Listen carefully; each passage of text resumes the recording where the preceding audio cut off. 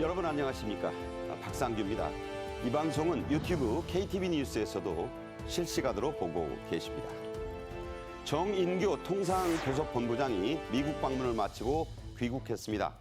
미국 무역대표부 대표, 한국계 앤디 김 상원의원 등과 가진 협상 결과, 또 상호 관세 등에 대한 논의 내용을 전해드리겠습니다. 서울의 마지막 달동네로 불렸던 노원구 백사마을의 철거가 시작됐습니다. 서민들의 애환으로 점철됐던 달동네 스토리, 그리고 달동네 개발의 역사와 방향을 짚어보겠습니다. 배우 김세론 씨의 비극으로 세계적으로도 높은 우리나라의 자살률이 다시 조명되고 있습니다. 지난해 국내 자살자 수가 13년 만에 최대를 기록했는데요. 전문가와 함께 그 실태와 예방법을 자세히 알아보겠습니다. 먼저 최진영 TV 대표와 함께합니다. 어서 오세요. 네, 안녕하십니까. 네. 정인교 산업통상자원부 통상교섭본부장이 미국 방문 일정을 모두 마치고 어제 오후에 귀국했습니다. 도착 직후에 공항에서 여러 기자들이 몰려와서 즉석 기자회견을 했죠? 그렇습니다. 약간 안타깝다고 해야 될까요? 어떤 형태로든 상호관세를 발표할 것이다라고 지금 최종적인 한 줄로 메시지를 전했는데요. 지금 정인교 그 통상교섭본부장 같은 경우에는 트럼프 대통령의 정책이라서 실현 가능성이 상당히 높다 이렇게 얘기하는데, 실제 다가오는 4월 2일 한국 등 무역 수지 흑자국을 중심으로 상호관세를 발표한다라고 하는데, 결국 현재 전 세계적으로 봤을 때 미국의 어떤 무역 적자폭이 워낙 크다 보니까 상호 관세를 통해서 이와 같은 적자폭을 줄이겠다라는 입장에는 변함이 없다라는 것을 확인해 온 것 같습니다. 특별히 이 부분과 관련해서 관세는 트럼프 대통령이 직접 챙기는 아주 가장 중요한 어떻게 보면 정책 이슈다 보니까 이 부분은 실현 가능성이 높고, 다만 또 우리 대한민국으로서는 요즘 가장 그래도 잘 나가는 자동차와 관련된 관세는 어떤가 이 부분이 있었는데, 이번 오늘 그 통상교섭본부장님은 다른 거는 얘기를 했지만 자동차에 대해서는 직접적인 언급은 없었다. 그렇기 때문에 이 부분에 대해서 지금 현재 상황에서는 얘기하기는 어렵다 이렇게 얘기를 했었는데요. 특히 앞으로 어떤 교섭 과정에서 자동차에 대한 부분이라도 면제받는 그런 어떤 나름대로의 전략 필요한 것이 아닌가 생각합니다. 네. 자, 후속 논의가 지금 계속 이루어지고 있습니다. 그나마 다행인 것은요, 트럼프 대통령이 한국의 관세가 미국의 4배라고 그 상하 양원 합동회의 연설에서 했지 않습니까? 그런데 미국 측 실무진들은 이게 팩트는 아니다, 이것을 인식하고 있더라, 이런 얘기죠? 그렇습니다. 불행 중 다행이다. 현재 한미 간의 어떤 그 관세라든가 아니면 무역에 관한 기본 협정이 한미 FTA, 어떻게 보면 이게 자유무역협정 아니겠습니까? 그렇기 때문에 이것이 유효하다는 것을 전제로 해서 협의를 이어간다라는 것을 확인했다는 점에서 그래도 상당히 큰 것 아니겠습니까? 일방적으로 미국이 이거 한미 FTA 때문에 우리만 피해봐, 이런 식으로 해서 이거 깬다, 이렇게 해버리면 우리로서는 상당히 어떤 협정하는 협약하는데 어려움이 있을 텐데, 기본적으로 한미 FTA의 유효성에 대해서 양국이 공감한다라는 것에 대한 합의를 끌어냈다는 점에서 의미가 있었다라고 보고요. 그리고 이와 같은 한미 FTA가 서로 간에 합리적이고 호혜적인 게 뭡니까? 상호 간에 혜택이 된다는 그런 부분에 대한 진전에 대한 모색이 있었다라고 하는데, 이 부분과 관련해서 지금 얼마 전에 트럼프가 미국 의회에 가서 대한민국은 12%나 되는 관세를 부과하는데 우리 그거 똑같이 하겠다, 이렇게 얘기를 했는데, 실무진 같은 경우에는 이 부분이 잘못된 것이고, 실제로 최근에 이제 일부 언론 같은 경우에는 대한민국이 전 세계를 상대로 하는 평균 관세율이 한 12%다라는 얘기가 나왔지만, 그 또한 보도 자체에 문제가 있다라고 해서 우리나라 정부에서 그 보도한 기관에 대해서 문제를 제기한 상황이다라고 얘기를 하고 있고, 이 상황에 대해서는 지금 미국 그 통상 관련된 실무진들이 잘 이해하고 있다라는 어떤 것을 의견을 나눠왔기 때문에 그나마 말씀대로 불행 중 다행이 아닌가 생각을 합니다. 네. 지금 우리 경제통상팀, 특히 그 최상목 대행을 필두로 해서 안덕근 산업자원부 장관이 미국 갔다 왔었는데 또 지금 간다는 얘기가 나오고 있습니다. 그만큼 지금 급박하게 돌아가고 있지요. 자, 이번에 그 통상교섭본부장이 미국에 가서 그 USTR, 미국 무역대표부 대표 등과 만났는데, 이걸 이제 한미 통상협상 첫 무대라고 볼 수 있거든요. 여기서 다뤄진 다른 의제들은 뭔가요? 철강. 우리나라 같은 경우에는 포스코 이런 그 강광 같은 게 미국에 굉장히 많이 그 수출이 되고 또 실질적으로 그것을 해서 미국이 자동차라든가 미국 산업에 큰 기여를 하고 있는데 그런 부분을 지금 그 통상교수 본부장님이 가서 말씀을 드린 것 같습니다. 그래서 미국 철강 같은 경우에는 미국의 공급망의 어떤 그 안정이라든가 그 산업 경쟁력에 기여하는 효과가 상당히 크다. 그렇기 때문에 그러한 상황 속에서 대한민국 철강에 대해서 관세를 높게 부과할 경우에 오히려 미국 경제에 악영을 미칠 수 있다. 이런 논리로 설득을 했다라고 하는데요. 그와 더불어서 또 나름대로 갔기 때문에 미국에 어떻게 보면 당근책을 줄 수밖에 없는 그런 상황이었던 것 같은데 미국에 제시했던 것은 크게 두 가지. 첫 번째는 우리나라 기업이 미국 현지 생산을 확대하겠다는 점. 더불어서 또 하나는 미국으로부터 에너지 수입을 확대하겠다는 점. 뭐 LNG 같은 거. 그렇죠. 이게 우리가 마치 중동으로부터만 어떤 그 에너지를 수입하는 것 같은데 그렇지 않습니다. 미국도 굉장히 큰 산유국이기 때문에 LNG라든가 이런 부분에 대한 수입을 향후 늘어나겠다라는 노력을 전달했고요. 결국 그럼에도 불구하고 미국 같은 경우에는 앞으로 가야 될 길이 멀다. 시정할 길이 많다라고 이렇게 해서 구체적인 어떤 의제는 얘기를 하지 않고 총론적인 얘기를 했는데 지금 현재에 갔던 한국 실무진들은 이것이 미국산 소고기에 대한 수입과 관련되는 규제를 좀 더 완화해야 되는 것이 아닌가 하는 그런 뉘앙스를 가지고 왔다라는 후문인 것 같습니다. 네.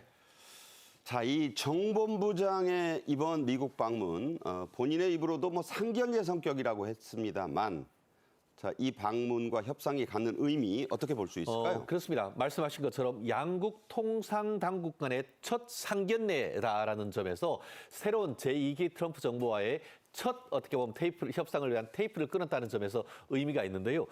그래도 나름대로 의미가 있었던 것 같습니다. 서로 신뢰를 쌓을 수 있는 유의미한 단초가 됐다. 이런 평가가 나오고 말씀드렸듯이 기본적인 어떤 프레임을 깨버리는 그런 것이 아니고 한미 FTA의 전통을 이어가면서 그 범위 내에서 어떤 협정을 이어가겠다는 점이 저희가 봤을 때 가장 큰 의미가 있다라고 보는데요. 실제 그래서 그런가요? 대략적으로 한 1시간 정도 생각을 했었는데 거의 30분 정도 더 해가지고 상당히 우리 측의 어떤 설명이라든가 이런 부분에 대한 얘기할 수 있는 시간을 배려해줬다는 그런 후문인 것 같습니다. 다만 그럼에도 불구하고 앞으로 나아가야 될 부분은 많고 더불어서 통상 문제에 대해서는 실무진의 의견도 중요하지만 트럼프 대통령 본인이 워낙 강하게 챙기는 첫 번째 이슈다 보니까 이 부분에 있어서는 실무선을 넘어서 대한민국 최고 어떻게 보면 그 행정부의 지도자의 어떤 그 복귀 내지는 그 어떻게 보면 한국 정부의 정상화를 통해서 트럼프 내각 그 제2정부와의 어떤 그런 통상 교섭을 신속하게 해야 될 그럴 필요성도 느껴지는 부분인 것 같습니다. 네. 미국의 압박은 거세지고 우리 전국의 불안정성은 계속되고 참 그런 상황입니다. 아까 말씀드린 대로 마크 루비오 미 국무장관이 또 중요한 얘기를 했고요. 안덕근 장관이 다시 미국으로 간다고 합니다. 이와 관련된 그 소식 하루가 다르게 지금 변하고 있으니까 이걸 모아서 또 내일 자세히 전해드리겠습니다.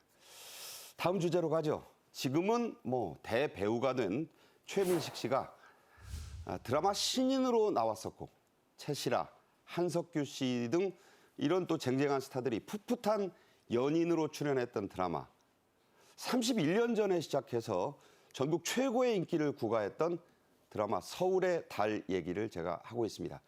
달동네의 애환을 생생히 그렸었죠. 그런데 이 서울의 마지막 달동네 이제 철거에 들어갔다고요? 그렇습니다. 저도 대학교 다닐 때 서울의 달 시청률이 40% 갔던 60%가 60% 갔었습니까? 이거 어마어마한 그 드라마였는데요. 말씀하신 것처럼 불암산 그러니까 노원구 중계 본동에 있는 마을입니다. 우리가 뭐 백사 하니까 흰뱀을 생각하는데 그게 아니고 104 백사 마을이고 실질적으로 이제 1960년대 후반 용산이나 청계천 그리고 또 안암동 일대에 철거를 하면서 개발이 되니까 그 철거민들이 이주를 해서 만든 판자촌 이렇게 돼서 우리나라에 좀 후지고 일반 서민들이 살았던 대표적인 마을로 있었었는데 최근에 다가오는 4월부터 이제 그 철거가 시작되면서 재개발이 시작되는 것 같습니다. 지금 성면은 뜯어내고 있어요. 그렇습니다. 그러면서 이제 뭐 성면 특히 이제 우리 그 호흡기, 폐 이런 질환을 많이 일으키고 하기 때문에 이런 부분에 대한 그 철거를 지금 하고 있다고 하는데 실제 그 언론 인터뷰를 보면은 현재 이제 살고 있는 주민들 같은 경우에 성명가루 날리고 연탄 떼다가 불날 정도 뻔한 적도 많다라고 해서 어떻게 보면 정말 대표적인 서민 마을이었는데 이곳이 어떻게 보면은 재개발이 돼서 서울의 새로운 깨끗한 주거지로 평가를 하게 되는데 다만 거기에 사시던 분들이 이주를 해야 되니까 그런 이주민들에 대한 대책도 좀 더 확실하게 꾸리는 그런 행정도 필요한 것 같습니다. 네. 잠시 후에 또 자세히 말씀드리겠지만 이 서울의 달은 젊은 분들은 뭐 못 본 드라마고요. 요즘 그 최근에 송중기 씨 나왔던 재벌집 막내 아들 그때도 이 백사마을이 일부 촬영지였습니다. 이 달동네란 말의 시작 6.25 직후부터였습니다. 그때는 인천, 부산에 이 달동네가 특히 많았죠. 그렇습니다. 어떻게 보면은 그 6.25 때 이제 평양이라든가 서해에 있던 분들은 바로 가까우니까 인천으로 탈북민들이 내려오셨고 동해라든가 이런 데서 오신 분들은 조금 더 멀리 가면서 부산으로 갔죠. 그래서 네. 부산역 옆으로 영두산 공원에도 보면은 판자촌이 굉장히 많았던 것이고 4만 채가 넘었다고요. 그렇습니다. 4만 채가 늘었으니까 어마어마했죠. 한때는 외국인들이 밤에 이 부산역에 도착했다가 부산역 앞에 불이 반짝반짝하는 걸 보고 어떻게 짧은 시간 내에 그 부산이 이렇게 발전했나 했는데 나중에 새벽에 환해지고 봤더니만 거기가 달덩이였다 그런 후문도 있는데 인천 같은 경우에도 인천 송현동에 오히려 지금은 달동네 박물관이 있을 만큼 인천 그 같은 경우에도 대표적인 어떻게 보면 달동네 아니겠습니까? 결국 그 항구가 있다 보니까 쉽게 외부인들이 올 수 있고 정착하다 보니까 부산과 인천이 대표적인 한국의 서민들이 사는 달동네였는데 요즘은 굉장히 많이 개발되면서 새로운 모습을 보이고 있는 것 같습니다. 네, 서울은요, 뭐 지금은 많이 사라졌지만 흔적은 있어요. 인왕산, 안산, 낙산, 답심리, 서대문구 현저동에도 남아 있습니다. 거기는 유명한 그 박완서 작가가 살았던 달동네가 있죠. 서울 용산을 비롯해 전국 곳곳에 있는 해방촌이라는 명칭, 해방촌 용산에도 있지만 다른 도시에도 있어요. 이 달동네와 깊은 연관이 있습니다. 영상 보겠습니다. 특히 북한에서 들어온 인구는 육로로 귀환했기 때문에 대부분 서울과 경기도에 정착했다. 서울에 해방촌이 생겨난 것도 이 무렵 월남한 사람들은 대부분 서울로와 남산 기슭에 자리를 잡았다. 그들은 이곳을 해방촌이라고 불렀는데 작은 불씨 같은 희망이라도 잡고 싶은 심정으로 지은 이름이었다. 자, 젊은 분들 이곳이 어디냐? 용리단길. 지금은 뭐 좀 주춤한다고 해요. 맛동네로 소문난 그 골목을 따라 올라가면 있는 곳입니다. 옛날에 달동네였어요. 달동네란 말이 어떻게 나왔나를 두고도 재미있는 여러 설들이 있죠. 그렇습니다. 유력설은 달동네원이 달이 잘 보이기 때문에 달동네다라는 것이 유력한데요. 저는 저게 맞는 것 같아요. 그렇죠. 그래서 서울의 달이 찍은 것도 보면은 이 백사마을과 또 뒤에서 얘기할 그 성동구의 그 뭐 옥수동, 약수동 거기에도 달이 잘 보이는 것이거든요. 그렇기 때문에 이런 게 유력한데 대신에 또 다른 의미도 있는 것 같습니다. 돈이 좀 있는 분들은 월세 살다가 전세 살다가 집 사는데 정말 서민들이 살다 보니까 매달 내는 월세를 내는 동네 이렇게 해서 이 얘기가 한 것처럼 그게 달세거든요. 그렇죠. 옛말로. 달세라고 했으니까 다달이 내니까 달세라고 했는데 그렇기 때문에 달세 내에 내는 사람들이 모여 사는 동네이기 때문에 달동네다라는 견해도 있는데요. 어쨌든 1980년대 제가 정말 초등학교 들어갈까 말까 했을 때 KBS에서 월부장수가 이렇게 전자제품 들고 가면서 달동네 했던 그 어떤 드라마가 아련하게 생각도 나는데요. 그러니까 저 드라마는 저는 기억이 나는데 TBC에서 시작해서 언론 통폐합 된 뒤에 KBS로 넘어갔고 그렇습니다. 예. 흑백으로 하다가 칼라로 했던 드라마. 맞습니다. 네. 뭐 국풍 80일 뭐 이런 것들이 벽에 붙어 있던 때가 제가 알 듯 말 듯 기억이 나는데 그때도 서민들의 어떤 생활을 보여줘서 많은 사람들이 공감하고 감동했던 그런 부분이 있는데 결국 현재 같은 경우에는 이제 달동네가 개발이 되고 하는 과정 속에서 또 여러 가지 문제도 있습니다만 또 도시에 재개발이 되면서 도시의 생활 수준 옛날에는 공동 화장실, 공동 수도, 공동 취사장 뭐 이런 식으로 하면서 그 위생과 환경에 어떻게 보면 건강이 안 좋았었는데 오히려 이건 재개발을 통해서 도시도 깨끗해지고 또 거기에 있는 사람들도 임대주택도 이렇게 만들어주고 하니까 공동 새로운 어떤 주거도 만들어가는 이런 나름대로의 노력은 또 필요한 시점이 아닌가 생각합니다. 달동네에 실제로 살다가 스타가 된 연예인도 있습니다. 본인이 고백을 했어요. 그것도 자랑스럽게. 바로 서울 봉천동 달동네에 살았음을 고백했던 배우 수혜 씨죠. 저는 수혜 씨가 달동네에 살았다는 게 이게 도저히 이렇게 상상이 안 돼요. 보면은 굉장히 이렇게 미녀이기도 하지만 보면 굉장히 그 고품격 미녀 그런 느낌이 상당히 강한데 어디에 살았냐 했더니만 서울 그 관악구 봉천동 달동네 사실 난곡 마을 그런 데가 얼마 전까지도 그랬었었는데 어려운 이들과 함께 성장했기 때문에 배우를 하면서도 그것이 자양분이 돼서 정말 어려운 사람들의 그 어떤 용기나 이런 것들을 잘 표현하는 대표적인 배우가 아닌가 싶은데요. 실제로 지금 오세훈 서울시장 같은 경우에도 이 전기가 안 들어왔던 성수동, 달동네 요즘 가장 핫한 동네긴 합니다만 옛날 성수동만 해도 이 한강 그 똥수업 물에 잠기고 했던 그런 곳 아니겠습니까? 그 달동네 출신이라고 하는데 초등학교 2학년 때 전기가 들어와서 안 들어와서 안아가지고 네. 호롱불 아시죠? 작게 이렇게 해서 면심지에서 불 켜면은 이렇게 반짝반짝하는 그 호롱불을 켜놓고 살았다라고 하니까 정말 대한민국이 얼마나 빨리 압축 성장했는지를 미뤄 짐작할 수 있는 것 같습니다. 네, 수혜 씨는요. 그때 그 서울대 의대생들이 봉천동 달동네로 의료봉사를 나왔었는데 그 수혜 씨를 보고 그랬대요. 연꽃은 진흙탕 속에서 핀다. 너는 이 동네에서 이렇게 자랐지만 반드시 스타가 될 거다. 그 말을 간직하고 그 일심을 잃지 않아서 스타가 됐다. 본인의 고백입니다, 이건. 네. 서울의 달동네는 1990년대 후반에 대부분은 없어졌습니다. 지금은 아파트촌들이 많이 들어섰죠? 그렇습니다. 사실 제가 대학교 1990년대 초반에 다녔는데 그때 막 있다 보면은 총학생회로 연락이 와요. 그러면 마포에 있던 도화동 같은데 철거민들이 왔다. 뭐 그런 식으로 했던 때가 생생한데요. 말씀하신 것처럼 1980년대 우리 88 올림픽 이 무렵이 되면서 도시 개발이 굉장히 활성화됐고 90년대 후반에 거의 달동네는 대부분 다 지금 아파트촌으로 많이 변경됐죠. 특히 지금 6.25 때 달동네가 대표적인 곳이 금호 21지구. 이것이 이제 약수동, 옥수동 쪽 아니겠습니까? 여기 한 1,400가구 정도 아파트가 지금 마련이 됐던 그런 부분들이고 다가오는 좀 2032년 같은 경우에는 입주가 완료된다고 하는데요.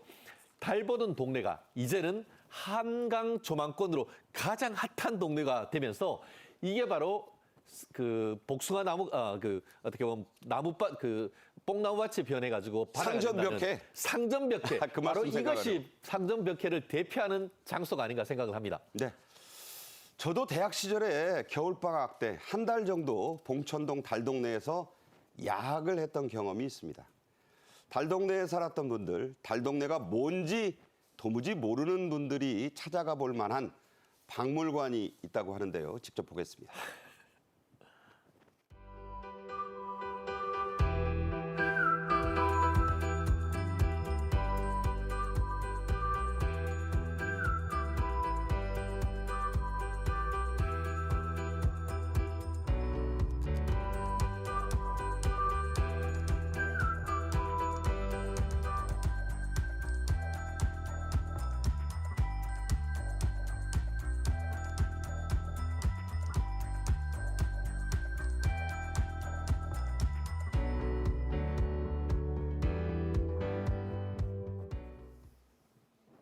여러분 요즘 영화나 드라마에서 달동네 얘기 나올 때마다 찍는 곳 이게 전라남도 순천에 거대한 세트장이 있죠? 그렇습니다. 순천에 가서 인물 자랑하지 말라라고 할 정도로 순천은 사실 잘 사는 동네인데요. 또 재미있게도 순천의 관광 명소로서 말씀하신 것처럼 이 달동네 거대한 세트장이 있습니다. 실제 거기 가면은 쥐를 잡자, 얼음, 낙서금지, 소변금지 이런 정말 7, 80년대나 볼 수 있었던 그런 그 어떤 세트장이 아주 디테일 있게 돼 있다라고 하는데요. 이건 말은 그 순천에 있지만 실질적으로 서울에 있던 달동네 같은 것도 잘 구현돼 있다라고 하는데요. 실제로 지금 최근 많은 사람들이 특히 이제 40, 50, 60 조금 그 중년층들 같은 경우에는 추억의 7080 이런 것을 보면서 현재 사진도 찍고 하는 그런 모습이라고 하는데 새로이 어떻게 보면 순천 지역의 새로운 관광지로 떠오르고 있다라고 하니까 우리 시청자 여러분도 한번 추억을 되돌려보는 장소로서 방문해 볼 만하지 않을까 생각을 합니다. 네. 자, 달동네 하면 빼놓을 수 없는 게 연탄 봉사죠. 연탄을 져서 그 구불구불 층계를 올라가는 그 모습. 이젠 서울에서도 그 풍경을 찾아보기가 아주 힘들게 됐죠. 영상 보겠습니다. 네, 연탄봉사 백사마을에서 이루어졌던 재작년 그 금융권의 그 사랑의 연탄 나눔 활동.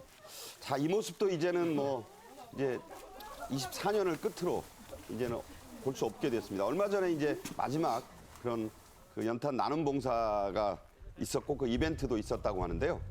네, 참 그 사랑 나눔 봉사 장면입니다. 떠나는 백사마을 주민 여러분도 그동안 이렇게 도움을 준 봉사자들과 관련 기관에 이 감사 인사를 전했죠. 그렇습니다. 백사마을에 20년 넘게 살았다라고 하는 한 분 같은 경우에도 그동안 그 연탄 봉사했던 분들, 자원봉사분들 덕분에 특히 겨울철에 따뜻하게 살았다라고 하면서 고맙다는 외에는 달리 드릴 말씀이 없다라고 하면서 깊은 인사를 했는데요.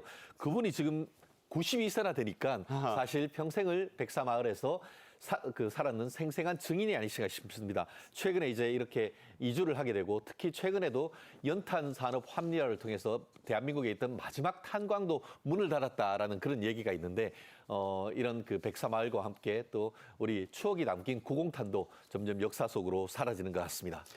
자, 구공탄이다 뭐 이 그 구공탄이라는 그 만화도 있었잖아요. 네네. 사실 젊은 세대는 저는 연탄 갈고 살아봤어요. 네네. 그런데 우리 최 대표는 어떠십니까? 그렇습니다. 저도 어릴 때 고기를 구워 먹는 거 생각하는데 그러지 않고 석유 보일러가 아니고 연탄 보일러를 했지 않습니까? 그러면 구멍을 잘 맞춰가지고 해야 이게 딱 그 불이 잘 올라오잖아요. 구멍 못 맞추면 불 꺼져버려요. 가스 마셔가지고 머리 띵합니다. 그렇습니다. 저 또한 예, 학교 다닐 때 했고 제가 대학으로 구공학번이어서 저희들을 구공탄 했던 기억이 나는데 그 구공탄 학번이군요. 네네. 그래서 그런 때가 생각이 나는데 그 시절이 한 세대가 저문다는 것이 바로 이런 것을 보여주는 것이 아닌가 생각을 합니다. 네. 자, 백사마을에는 앞으로 이제 모습이 탈바꿈되면서 여러 시설들이 들어오게 된다는데 어떻게 지금 청사진이 나왔습니까? 그렇습니다. 이제 대규모 아파트 단지가 들어선다라는 후문인 것 같은데요. 실질적으로 지난 2021년 같은 경우에 사업 시행 계획이 인가가 됐고 시공사가 대한민국 유수의 어떤 그 건설사로 선정이 된 것 같습니다. 저게 이제 조감도인데 네, 멋지죠. 저렇게 바뀐다는 거예요. 어떻게 보면은 산속에 있는 친환경 아파트 단지가 되는 것이 아닌가 싶은데요. 지금 현재 한 20여 세대만 남아 있고 다가오는 4월 달 되면은 모두가 이주가 한 것으로 예상이 되는데 실제 여기에 3,100세대 대단지 아파트가 선다고 합니다. 실제 강남에 있는 그 가장 큰 아파트 단지가 음마 아파트인데 거기가 한 4,000세대되니까 거기에 필적할 만큼 네. 예, 굉장히 큰 아파트 단지입니다. 결국 이것 같은 경우에는 일반 단지, 임대 단지를 보통 하는데 그걸 구별 없이 소셜 믹스로 해서 거기에 사는 사람들이 어떻게 보면은 그 사회적 불평등 없이 살 수 있는 그런 나름대로의 어떤 그 사회적 정책을 하는 대표적인 그 아파트가 아닌가 싶은데요. 이제 다 철거되고 건설하는 데까지 보통은 한 4, 5년 정도 걸리죠. 네. 입주할 때 정말 이 방송 다시 한번 해봤으면 하는 그런 생각도 드는 것 같습니다. 이 소셜 믹스라는 게 여러 곳에서 시도했지만 실패했는데 네네. 저런 곳은 이제 정말로 임대자, 원주민, 신규 입주자들이 다 같이 잘 어울려 살았으면 그렇습니다. 좋겠어요. 저도 참 그랬으면 좋겠고요. 여기 같은 경우에는 교통 환경도 상당히 좋다고 해요. 여기 보면 그 왕십리까지 20분대로 갈 수 있고 왕십리는 요즘 서울에서 가장 핫한 곳 아니겠습니까? 그렇게 된다고 하면은 이쪽 사시던 그 달동네가 말 그대로 상점 몇 개가 되는 그런 모습 몇 년 내로 볼 수 있을 것 같습니다. 네, 정책 얘기를 좀 해야겠습니다. 정부 또 서울시가 이 모아타운이라는 이름으로 재개발 사업을 추진하고 있습니다. 모아타운. 자, 어떤 사업이죠? 그렇습니다. 모아타운은 뭐냐면은 구역을 지정해서 크게 하니까 서로 이해관계가 이게 첨예하게 대립되고 사업이 진행되지 않지 않습니까? 그러니까 작게 소규모로 그 근처에 있는 그 원하는 사람들을 모아 한다고 해서 모아 아파트거든요. 순 우리말이네요. 그렇죠. 모아 사는 아파트인데 그래서 실질적으로 모아 아파트 같은 경우에는 저층 주거지에 나홀로 아파트 형식으로 개발하는 겁니다. 대규모라기보다는 소규모로 해서 하되 또 그래서 주거 환경을 개선하는 사업이기 때문에 조금 더 신속하고 통합적으로 한다는 신통 개발의 대표적인 사례인 것 같은데요. 이것 정말 서울시에서 나름대로 그 서울 시내를 개발해서 주거 환경 개선하기 위한 핵심적인 사업 중에 하나인데 생각보다 좀 진행이 좀 느린 것 같습니다. 네. 이 시점 올해라도 좀 빨리 인허가를 해서 우리나라의 어떤 서민들의 주거 환경이 월등히 나아지는 그런 계기가 되는 사업이 됐으면 하는 바람입니다. 성수동 달동네 얘기하다가 아까 오세훈 시장 얘기했는데 저는 겨울에 그 친구 집 올라가다가 미끄러져가지고 낭패를 봤던 기억이 있습니다. 최진영 대표와는 여기서 인사드리겠습니다. 고맙습니다. 감사합니다. 네.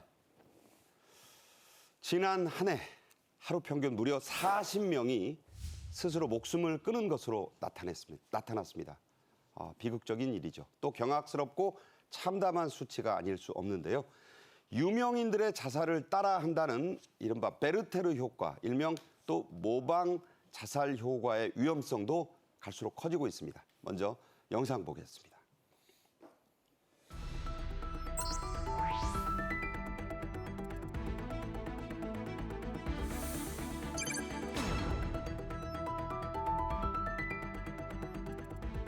혹시 지금 자살을 생각하고 있나요? 당신의 마음을 구해줄 109로 연락 주세요. 마음에 힘이 됩니다.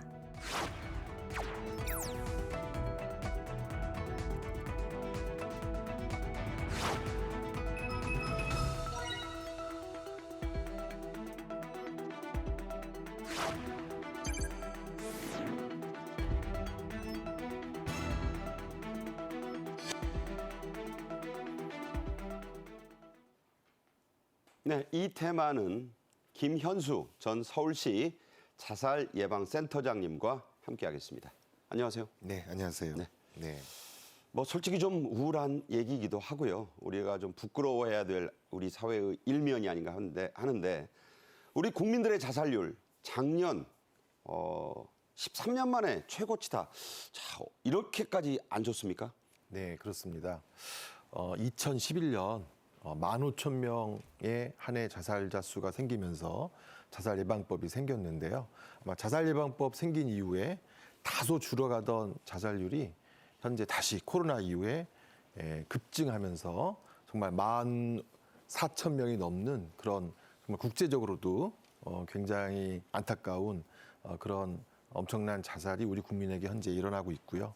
말씀하신 것처럼 하루에 전에 저희가 36명 자살한다고 얘기했었거든요. 예. 근데 이게 다시 40명으로 올라가는 정말 이렇게 장례식장에 자살로 돌아가신 분들이 많이 발견되는 그런 안타까운 현실이 현재 저희에게 벌어지고 있습니다. 남성이 여성보다 많고 네. 나이 드신 분이 많은 건 알겠는데 이 남성분들의 자살이 좀 많은 이유는 또 뭘까요?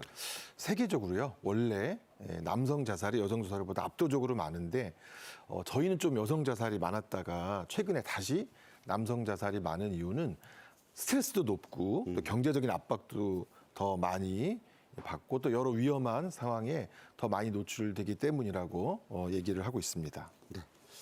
자, 이걸 우리나라만 이러냐? 이게 외국과 좀 비교를 해서 말씀을 드릴 텐데 우리나라를 뭐 커피 공화국이라고 하고 별의별 공화국을 다 갖다 붙이고 있죠. 그런데 이 민주공화국인 우리나라를 자살 공화국으로 불러도 우리로선 할 말이 별로 없는 실적이라죠. 네, 맞습니다.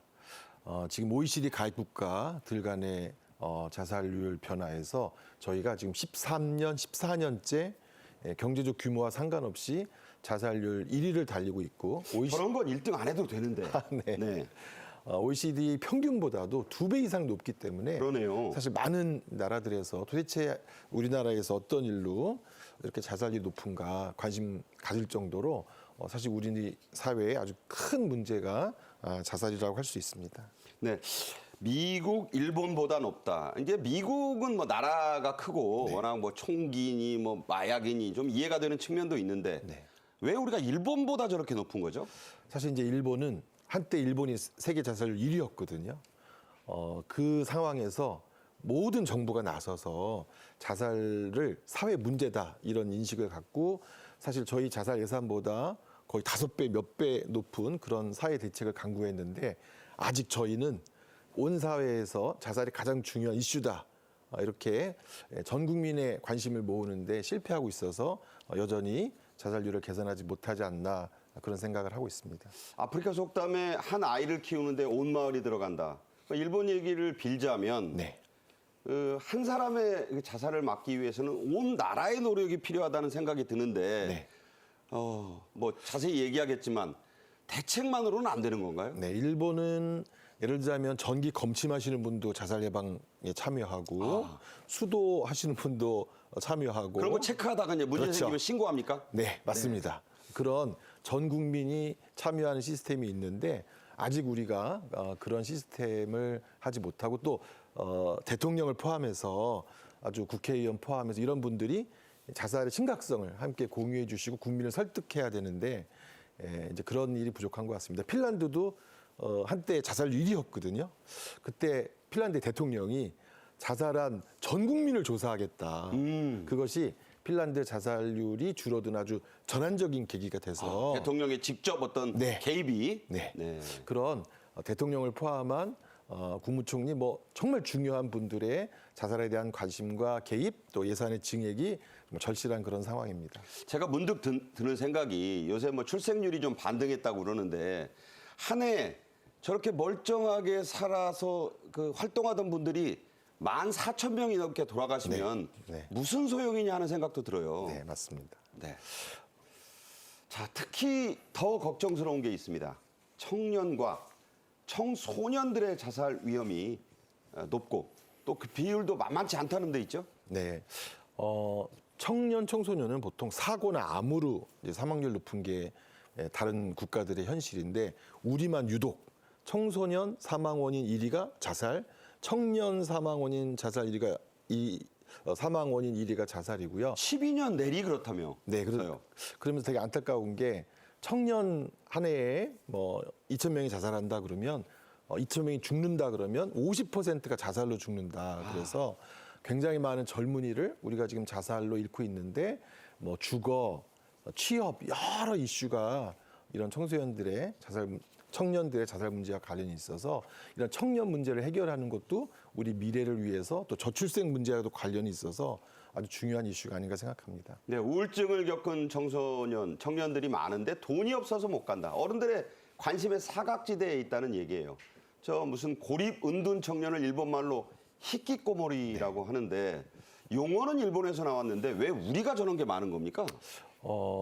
저희가 정말 이제 가족 규모가 줄어들고 또 서로에 대한 관심이 줄어들고 OECD 그 통계에서도요.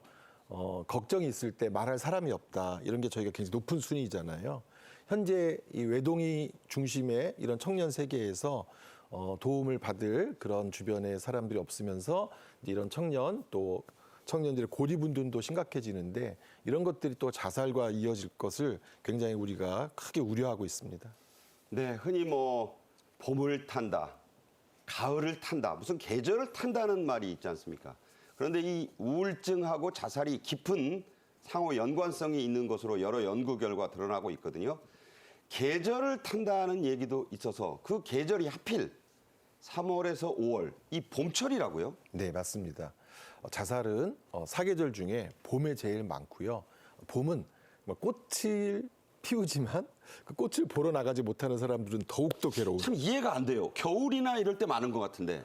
겨울은 보통 이제 참고 기다리고 누구나 다 힘들다 이런 시절인데 봄은 이런 상대적 박탈감과 격차가 크고요. 또 취업, 입학 이런 것으로 인한 스트레스가 아주 크고. 나만 왜 떨어져, 그렇죠. 나만 왜 취직 못해 이런 네. 건가요? 네, 기대에 부응하지 못하는 것, 격차가 커지는 것도 심리적으로 크고요. 또 사실 최근에 밝혀진 것은 미세먼지, 오염 이런 것도 굉장히 알러지 이런 것도 영향이 굉장히 크다고 합니다. 그래서 그건 왜 그럴까요? 그러니까 저런 거가 영향이 있으면 더 우울해지나요? 우리 몸의 염증 반응을 더 강화시키고 스트레스에 대한 적응력을 떨어뜨려서 우리 몸의 면역력을 강화시키는 세포 인자를 줄어들게 만든다는 그런 과학적인 연구 결과에 따라 봄에는 어쨌든 저희가 정말 이웃을 더 잘 살펴야 되는 그런 계절이라고 할 수 있습니다. 네, 스프링 피크 네. 참 좋지 않군요. 네. 볼프강 괴테의 소설 젊은 벨텔의 슬픔 뭐 유명한 명작이고요. 저도 읽어봤습니다만 이 제목에서 유래해서 1974년에 이론으로 정립된 베르테르 효과가 있습니다. 유명인의 자살이 전염이 자꾸 된다는 거예요. 우리도 많았죠. 최근에는 배우 김세론 씨의 자살도 있었습니다. 자, 이 현상 우리나라에서도 확인이 됩니까? 네. 사실 오래전 최진실 씨의 사망 때부터 본격적으로 그때 비슷한 연배 분들이 자살을 하는 그때 이제 남편 조성민 그 스타 네. 그분도 그 그랬잖아요. 가족이 사실 다 이제 또 굉장히 그것도 뭐 남동생도 그랬고. 네. 그리고 이제 또 구하라 썰리 같은 분들의 또 사망 때도 그렇고 최근 이선규 씨의 안타까운 죽음 때도 그러네요. 네, 비슷한 연령대의 사람들이 자신의 어떤 관심 있었던 연예인이 사망했을 때 자살을 더 증가하는 그런 현상이 있어서 우리나라에서도 여러 차례 이 효과가 확인된 바가 있습니다. 네. 자, 이 모방 자살. 자, 모방할 게 없어 저런 건 하나 싶은데 네. 이 셀럽들에 대한 그 팬덤이 유난한 게 우리나라잖아요. 네. 그럼 유명인 분들 탓도 아닌데 네. 이건 예방이랄까? 그걸 어떻게 좀 해봐야 될까요? 한 두 가지로 다른 나라들도 접근하는데요. 하나는 이제 보도. 언론 보도? 네, 언론 보도에 자극적으로 좀 하지 말아야 된다. 네, 맞습니다. 또 악플 이런 것들을 법적으로 이제 개정하는 나라들이 있고요. 또 두 번째로는 이런 셀럽이나 청소년 연예인들 이런 분들을 위한 교육이나 또 지원을 강화시켜서 자기 보호를 좀 더 할 수 있도록 하고 동시에 언론에서의 자극적인 보도, 악플 이런 것들을 통제해서 이런 셀럽들의 자살을 예방하는 일도 국민 모두에게 중요한 일이라고 생각이 됩니다. 너무 뭐 흥미 위주로 접근해서 뭐 요새는 뭐 어그로 끈다는 말도 있고 조회수 올린다는 말도 있는데 그건 해야 할 일이 아니겠죠? 정말 그 언론에 의한 보도가 때로는 자살하도록 만드는 무기가 된다는 것 이런 거 이제 여러 언론인분들이 이미 잘 알고 계시지만 더욱더 잘 실천해 주시기를 기대해 보도록 하겠습니다. 네. 한동안 우리 당국과 많은 언론들이 자살이란 용어 대신에 극단적 선택이란 용어를 참 많이 썼습니다. 그런데 이 극단적 선택이란 말을 오히려 좀 자제해야 한다는 전문가들의 지적이 있습니다. 직접 들어보겠습니다. 어떤 나라에서도 또 어떤 연구에서도 자살 대신에 다른 완곡한 용어를 사용하는 게 자살을 줄이거나 예방한다는 근거가 없어요. 극단적 선택이라는 용어는 그 용어 자체의 어떤 자살이 마치 힘든 상황에서 선택지의 하나인 것을 이미 말 그대로 내포하고 있잖아요. 그래서 뭐 진짜 자살이란 말을 쓰면 큰일 나고 모두 극단적 선택이라고 다 표현하던 시절이 적어도 몇 년은 있었어요. 그런데 이 표현이 오히려 유족에게도 일종의 낙인 같은 걸 찍는 효과가 있다. 이건 또 무슨 말입니까? 죽음으로 내몰린 상황이 아니라 자신이 선택했다. 그러니까 선택한 것은 본인이 책임져야 되지 않느냐. 그러니까 천주교 같은 데서는 네. 뭐 그 자살하면 천당 못 간다는 말 있잖아요. 종교적으로 그런 용어는 요즘 그런 또 분위기는 많이 없어졌어요. 그런 말도 쓰면 안 된다. 네. 계속 말씀해 주십시오. 그래서 지금 이 자살에 관해서 우리가 이해할 때 어떤 우울증 환자분들도 그때 내가 왜 죽으려고 생각했는지 모르겠다 이렇게 얘기하는 경우가 많이 있는데요. 어떤 상황에 내몰려서 하는 것이지 자신의 어떤 의지로 하는 게 아니다라고 하는 것을 우리 국민이 꼭 함께 인식해 주시는 게 필요하고 자살이란 말이 불편하지만 자살이란 말을 통해서 우리가 더 의식을 하고 또 노력할 수 있게 되기 때문에 자살이라는 말이 주는 부담 때문에 다른 용어를 선택하는 것은 바람직하지 않다라고 하는 것이 전문가들과 또 국제적인 그런 여론이라고 할 수 있습니다. 네. 자, 그렇다면 외국에서는 어떤 방식으로 이 자살을 좀 예방하고 있습니까? 실제로 이제 많은 그 OECD 저희보다 앞서서 자살률 1위였던 국가들이 꽤 있거든요. 핀란드는 심리부검을 대통령이 나선 심리부검을 통해서 자살 예방 획기적인 정책 전환이 있었고요. 또 가까운 일본도 전 부처가 참여한다 이런 방안이 있었고 또 최근에 미국은 자살 예방을 위해서 여러 팀을 통합하고 효율적인 자살 예방 서비스를 위해서 응급 시스템을 강화하는 그런 실천을 하고 있는데 저희들도 뭔가 획기적인 그런 대책이 필요한 그런 국면이라고 생각이 됩니다. 네. 자, 미군계에서처럼 우리나라에서도 이제 자살 예방 전화번호를 통합해서 운영하고 있습니다. 영상 보겠습니다.